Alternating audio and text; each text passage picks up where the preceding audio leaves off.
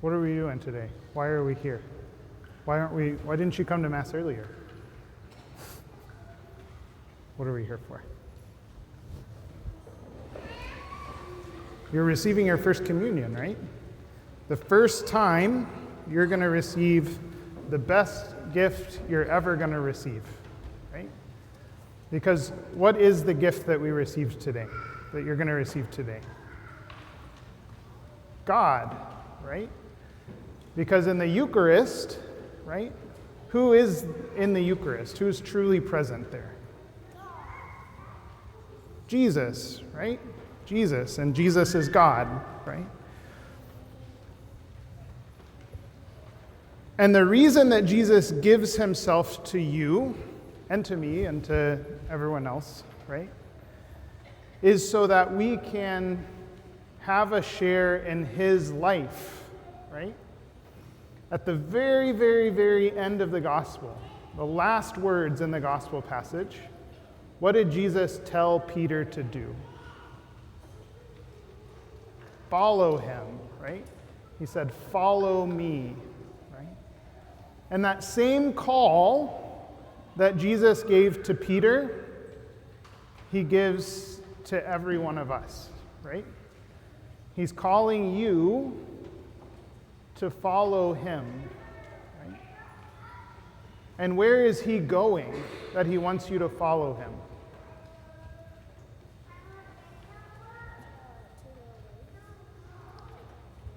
Okay, so he was at a lake and they caught a bunch of fish, right?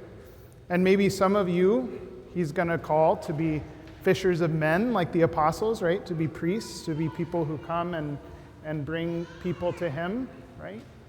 But ultimately, where are we all trying to go that Jesus is trying to lead us?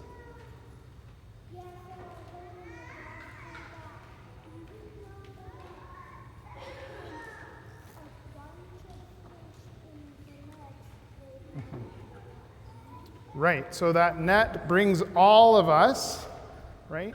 Just like the fish, and it doesn't tear, right? And it brings us where? To heaven, right? So we're all trying to follow Jesus to heaven, right? And how do we do that?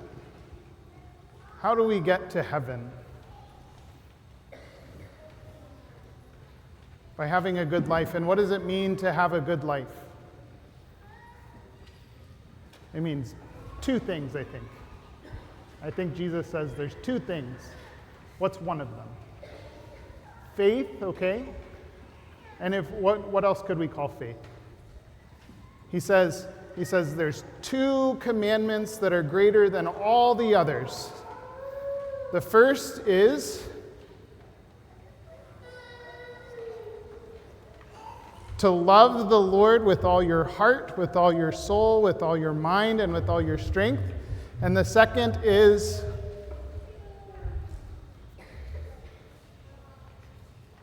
to love your neighbor as yourself, right? So these two greatest commandments, right, are how we get to heaven, right? To love God above everything else and to love our neighbor as ourselves. Right? Are we going to always do that perfectly? Was Peter perfect? Definitely not, right? Why in the gospel today, Jesus asked Peter 3 times, he said, Peter, do you love me? Right? Why did he ask him 3 times?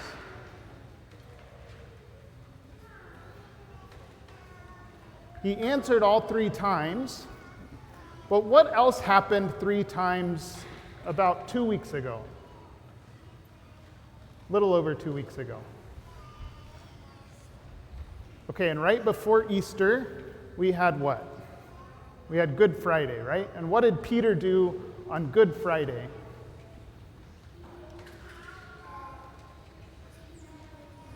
Right, he denied Jesus 3 times, right? So 2 weeks ago, a little over 2 weeks ago, Peter denied Jesus 3 times, right? And so then today, Jesus asked Peter 3 times, right, if he loves him, right? that's kind of the two sides of our lives, right? Many times we love Jesus, right? And many times we live in that love, and many times we follow the commandments and we follow the Lord and we love God and we love our neighbor, right? And then we go over here and we sin, right? And we do things that are bad, right?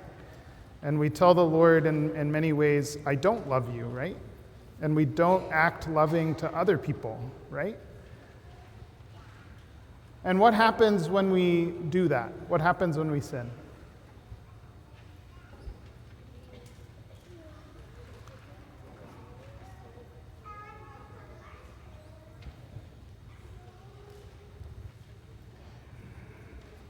Okay, so when we sin, it hurts our relationship with God, right? But does it hurt it permanently? No, right? Why? Why does our sin not hurt it permanently? Because God is here to forgive us, right? And he's in the confessional, right? So you've all received your first confession just maybe a month or so ago, or some of you even yesterday, right? Received your first confession. And he's always going to be there, right? As long as there's a priest, then Jesus is there to forgive you in that sacrament, right? And once we receive that sacrament, when we receive forgiveness from our sins, he then goes even further, right?